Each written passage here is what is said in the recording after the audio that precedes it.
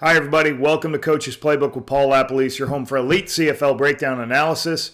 Today, the Saskatchewan Roughriders, another big win at home versus the Bombers last week. We're going to take a look at a couple of plays on defense, about 12 plays, what they did well. We're going to break down the defense of the Riders. Time to open the playbook on the Saskatchewan Roughriders defense last week.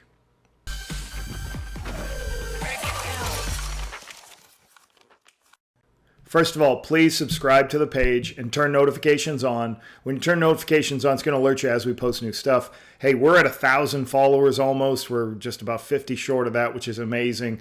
Thanks for the support. The next thing is watch time. Just make sure you watch clips, turn them on as background noise. That's another thing that helps support the page is how long you watch the stuff, and you can just use it as background noise. Okay, +3 in turnover margin for the Riders last week.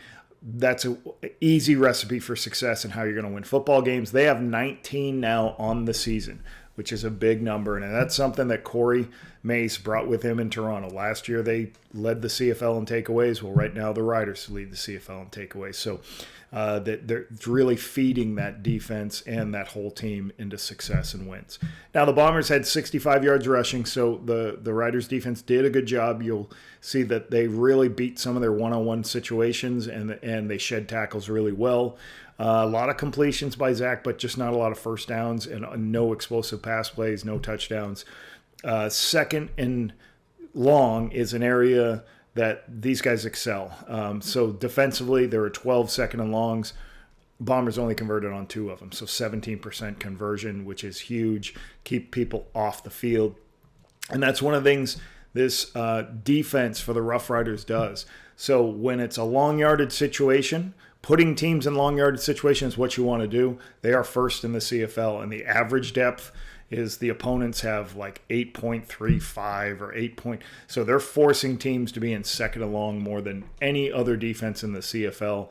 So some good stuff by this Rider defense. Got a short week going across the country to Montreal. Let's break that down and take a look. Watching this first early play in the game on a 2nd and 10, they're dropping 9 into coverage, and that's what the Riders do a good job of. They play a lot of coverage and make it hard for the quarterback to find people open. So there's a lot of moving parts here. All right, there's Dalkey. He ends up coming down here. I believe Milligan comes up to this spot. So they're kind of disguising. And the thing I think this is, the closest I can call it, because he's running deep. He's already deep. He's here, but he ends up starting to poach. I'm going to call it some type of what I would call 2-poach, where he's going to hunt up number 3, and if he goes vertical, he takes him, and then you have 2 deep players and everybody's zoning underneath. So I think that's what they're doing. And Zach, that's covered. He can't see this one. All right, there's 2 people right here. He starts to scramble. That's probably his safest throw. This is a crazy, awesome throw to Wolotarski, but it's also almost picked off. Just because it's very hard, he won't be able to move across his body and see what that corner's doing. So if you see it from this end zone look, all right, right here, he's attached to him. He's over the top of this one. He's inside of this one. He's also inside of this one. So this is really his only 2 spots as he scrambles. But I think he thought that this one was wide open. And as he goes to throw, I'm not sure which one he's throwing to, but Wolotarski gets underneath it. Good stop on defense. The defensive line does a really good job getting off blocks here. You're going to see C.J. Avery here make a play. We'll go to the end zone so you can see it. So what you're going to see is this is a counter play or a gap scheme. What gap schemes mean is these 2 end up blocking down to here.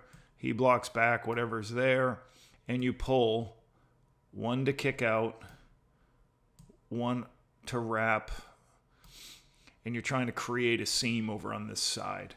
And this is going to be a play to Dembski. But what you watch here is, here's what the Riders did. They did a twist inside.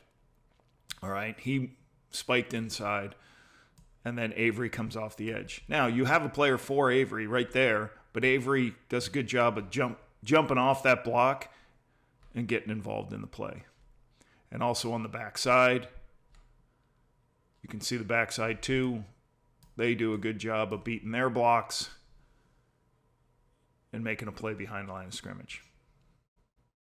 Defensive line doing a lot of movement here. They're kind of moving to a different front and adjusting to the boundary and then blitzing off the field. You can see that CJ Revis blitzes off the edge here, and it just kind of creates a little bit of confusion. You can see here the offensive line is right. They're pushing to go this way. You can see the right tackle telling the right guard, but then the slot receiver should be taking this outside player, and he doesn't. That just creates an opportunity for Revis to come in here. So I like the movement by the Riders as they move their front around to try to create a little bit of confusion so they can stop a run in its tracks.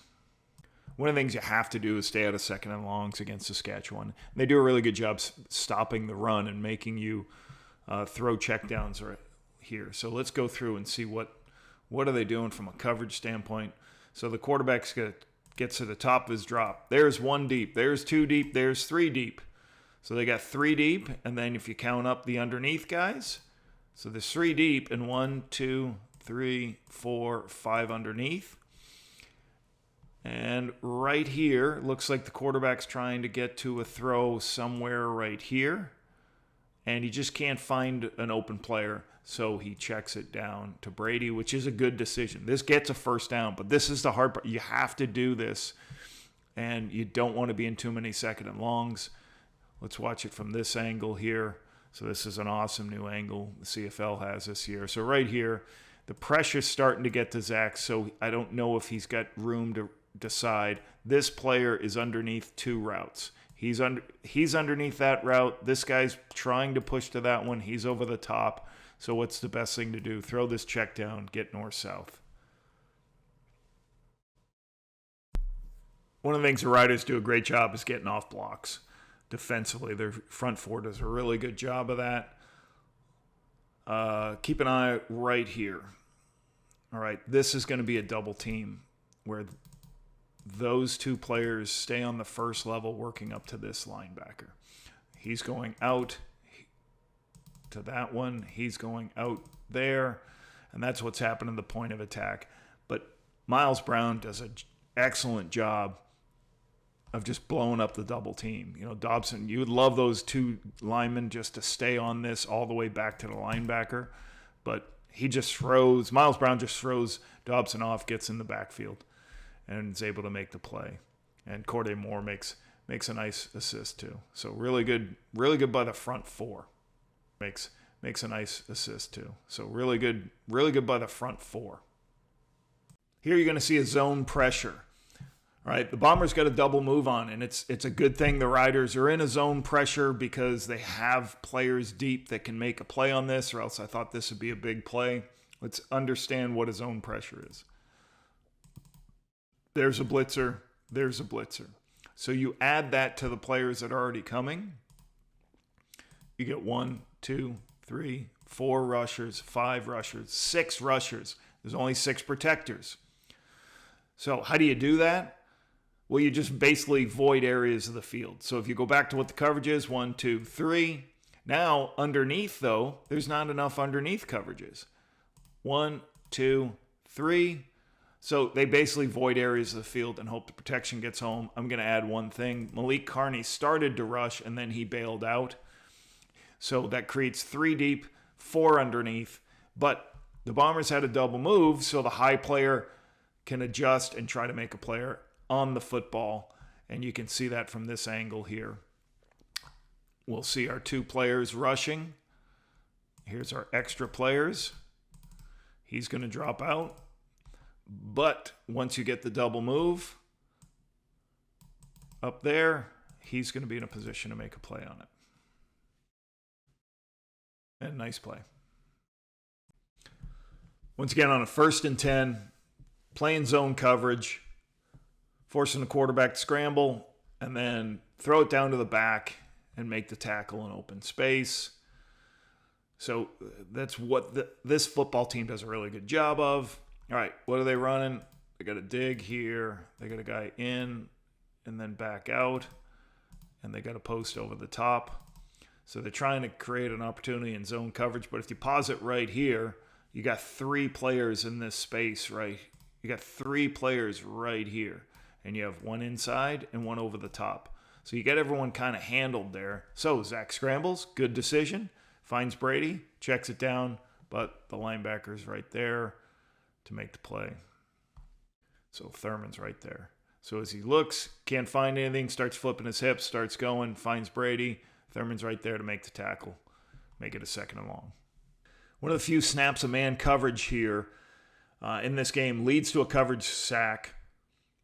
And we'll go through what happens. I think it's a pretty good read by the quarterback because his primary is covered. So let's go through what they're trying to do here from a route standpoint. They've got a guy running a dig at 12 yards, dig into the field. And this guy's running an in underneath that dig. So what coverage is it, though? So the coverage, if we pause it, is going to be man-to-man. Those two guys are man-to-man. Everybody's man-to-man across the field, but this is the area we want to look for. But the important thing to recognize is that they have 2 hole players. So this is called cover 1 for 1 deep safety. But what type of one? It's cover 11. What does that mean? That they have people in the hole. One's covering the back, and one's free to watch the quarterback. Watch what he does. He sits underneath the dig, so the dig is covered. But I think this receiver went a little bit fast before Zach was ready, so that triggers Zach to hold the ball because he doesn't want to throw an interception. And when you hold the ball, sometimes the pass protection gets to you. Good decision as he goes. He doesn't ever want to throw to, the protection breaks down. Here you're going to see another clip of man coverage, almost an interception. I believe that's by Milligan. Can't tell because nobody's jerseys, can't read anybody's numbers anymore. So let's go to this view.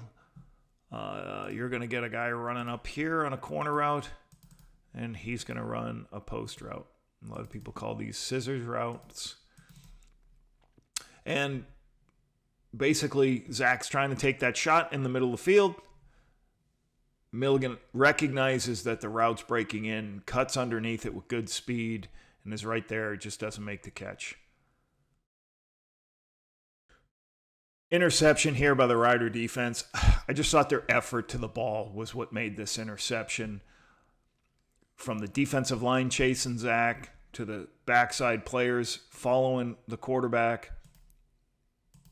You got a guy coming into this space. You've got a corner route. He's going to come in and then bang back out to this space, and we're going to have somebody in the flat. That's what they're trying to do after they pull the ball. This is a zone read. As Zach pulls it, he comes to this spot. Good effort to chase down Wolotarski. We have a low player outflanking this one. We have somebody outside of Dembski. So Zach's trying to figure out what to do, but the whole time he has somebody rushing right in his face. So he throws it behind to give Dembski a chance, but he can't see Auclair behind Dembski, and Auclair makes the interception. So excellent effort, I thought, by the defense of just running to the football and chasing the quarterback down. You can see it right here. Zach can't see that. He's throwing to protect Dembski, but then Auclair's right there for the interception.